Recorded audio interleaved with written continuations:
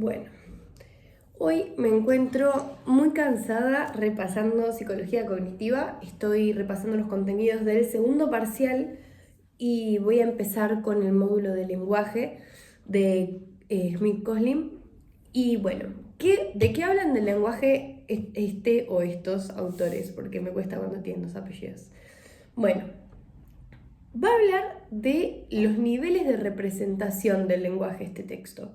Va a hablar de la gramática, entendida esta como el conocimiento que cada uno tiene de las reglas de la estructura del lenguaje. O sea, van a ser como las reglas de lo que coordina el discurso. Así lo entendí yo. Repito, todo lo que yo digo acá, esto es mi repaso para mi parcial, yo lo subo porque si a alguien le sirve joya, no me hago cargo, ¿ok? Bueno, después va a hablar un poco de los niveles de discurso, de los distintos niveles de la representación del lenguaje. El primero de ellos, el nivel de discurso. ¿Qué va a plantear acá? Va a hablar de el significado de la frase completa, más allá de las palabras individualmente, más allá del significado de esas palabras. Y va a hablar de cómo se basa en preposiciones y de que la relación de elementos se entiende a partir de esas proposiciones.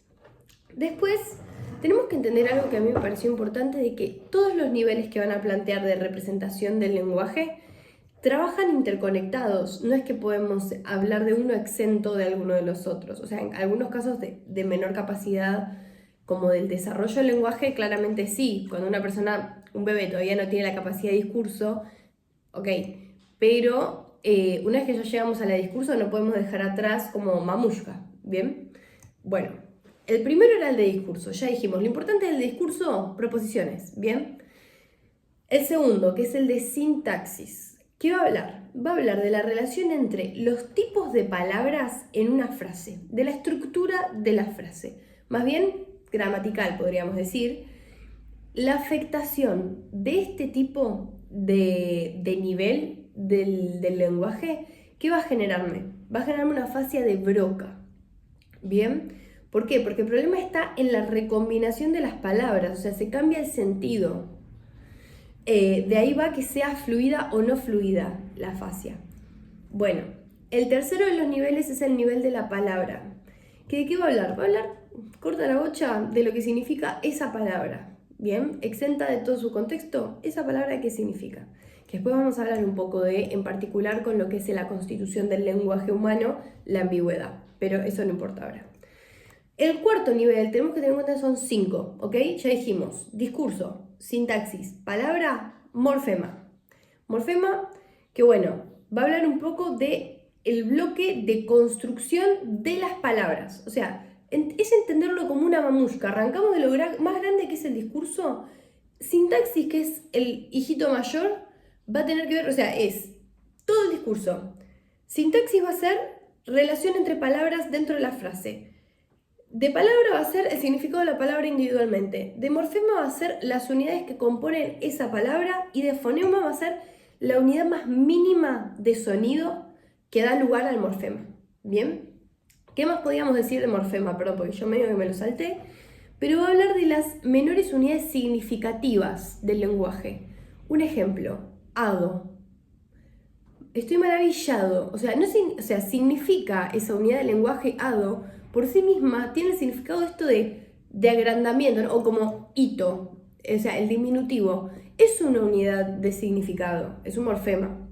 Habla de, por ejemplo, o sea, tenemos distintos morfemas, hay algunos que son de contenido, como lo fuese, por ejemplo, chef. Tiene todo un significado por sí mismo constituido.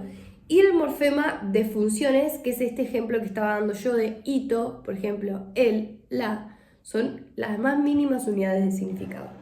Y bueno, el quinto nivel era el de fonema.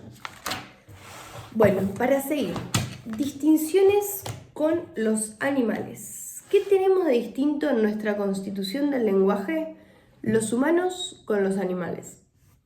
Bueno, primero, la dualidad de patrón. ¿Qué quiere decir?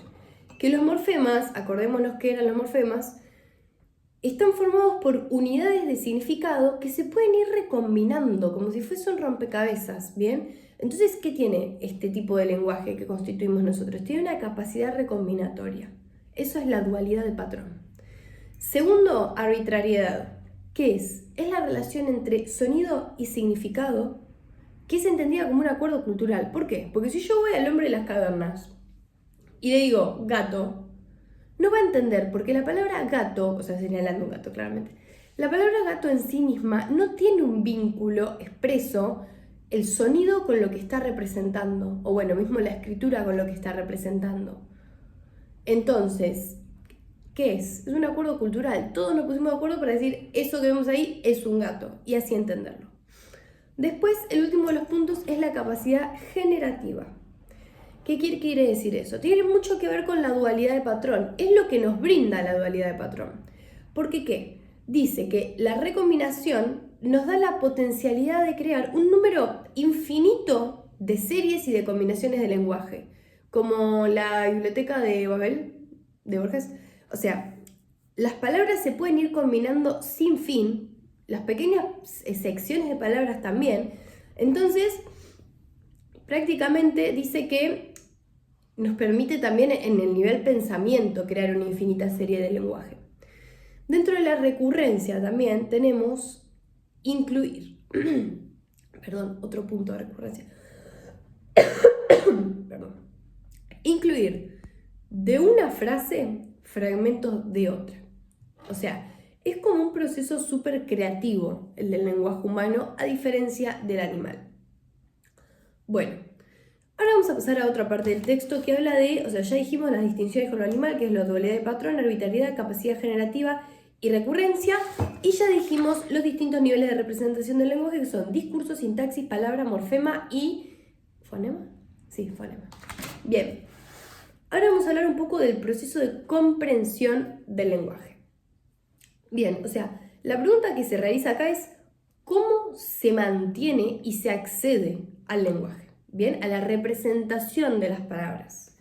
Bueno, básicamente se van a plantear distintas teorías, o bueno, en este momento se va a plantear un modelo que es el modelo triangular del léxico, que es bastante lindo este modelo, me gustó, a mí cognitiva me cuesta y este modelo me gustó, que básicamente lo que va a plantear es un triángulo, lo tengo dibujado pero no se va a entender nada, un triángulo en el que tenemos el significado de la palabra acá arriba, el sonido acá y la ortografía acá. Todo interactuando, significado, sonido y ortografía constantemente. El significado, bueno, más vinculado con la información semántica, ¿bien? O sea, como con lo comprensible de eso. El sonido, el gato demandante, bueno, el sonido tiene más que ver con el habla. Podríamos vincularlo con algo más motor, con la fonología. La ortográfica, o sea, en la sección ortográfica, la tercera de las tres, tiene que ver más con el deletreo, con la escritura, con la lectura también. Y básicamente lo que dice es que los tres se van a estar vinculando e influenciando mutuamente entre todos. Bueno, eso es un poquito lo que tengo de eso. Y ahora vamos a hablar un poco de ambigüedad del lenguaje. ¿Qué pasa? En nuestro idioma, banco, digamos un ejemplo. Yo te banco, yo me quiero sentar en ese banco o tengo que ir a sacar plata al banco. Usé la misma palabra, tres significados absolutamente diferentes. Entonces, es eso. La ambigüedad es que se le pueda dar más de una interpretación a lo que estoy diciendo. Enriquece muchísimo la expresividad, pero, y también porque es muy versátil, pero también puede generar dificultades. Entonces, básicamente, habla acá, ahora se va a empezar mucho a hablar de los procesos de arriba abajo y de abajo arriba, que ya los vimos un poco en las primeras secciones de la materia, pero básicamente dice que en la ambigüedad del lenguaje la información tiene que integrarse en un proceso tanto de arriba abajo como de abajo arriba. Después, la percepción del habla. ¿Qué podemos decir de la percepción del habla? Podemos hablar de que cuando nosotros escuchamos el habla, hacemos una serie de como suposiciones que ya tenemos aprendidas del recorrido de la interpretación de lo que otro dice, que están basadas en una mezcla absolutamente como avasallante de información, y es por eso que se ponen en práctica los mecanismos de arriba abajo y de abajo arriba. Entonces, los de abajo arriba van a tener más que ver con los patrones regulares de los fonemas. Y el de arriba abajo va a tener más que ver con suplir el contenido que me falta. ¿Bien? Nosotros cuando entendemos un lenguaje, sabemos identificar la pared que una pausa significa. O sea, ustedes ahora no están escuchando toda una serie de letras desordenadas. Están, espacio, escuchando, espacio, una serie, espacio. Que esos espacios, esas pausas son las que nos permiten identificar el inicio y el final de una palabra o una frase también. Entonces, ese es un problema, que cuando no entendemos un lenguaje eso no nos sucede. Después, el segundo de los problemas habla de la identificación de los fonemas en la señal hablada. Esto que decíamos, ¿no? De el fenómeno de la coarticulación, va a decir acá. Que cada fonema se articula diferente dependiendo de cuáles le preceden o le siguen. Yo este concepto lo entiendo igual que ambigüedad. Banco, va a depender de en el contexto en el que yo te lo digo. Entonces, ¿qué habla? Habla de cómo voy a tener un efecto de restauración del fonema. Si el fonema se me da dañado, por ejemplo, a mí me presenta una frase que dice alón. Bien, me falta la primera letra, alón. Y yo puedo asumir balón, malón, salón, muchas palabras distintas que solo porque estoy carente de una letra no la voy a tener completa la palabra.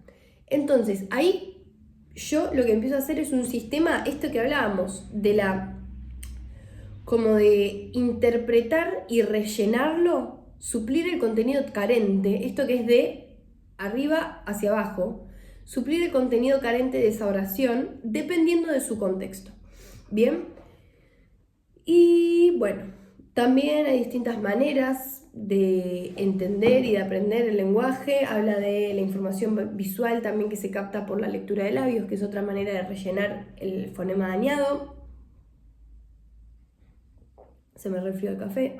Bueno, va a hablar un poco del efecto McGurk también, que básicamente este efecto es como la diferencia o las distintas maneras de coincidencia entre sonidos del habla y señales visuales de la articulación. Básicamente esas dos cosas como que chocan. Vení, bebito. Y después va a hablar un poco, es largo este texto, tiene bastantes cosas, la verdad, pero nos quedan 2 carillas. Vamos a hablar de la representación del significado, que en el modelo triangular, que ya mencionamos hace poquito, el cálculo del significado se asocia de manera directa con la cartografía. ¿Bien? Dios.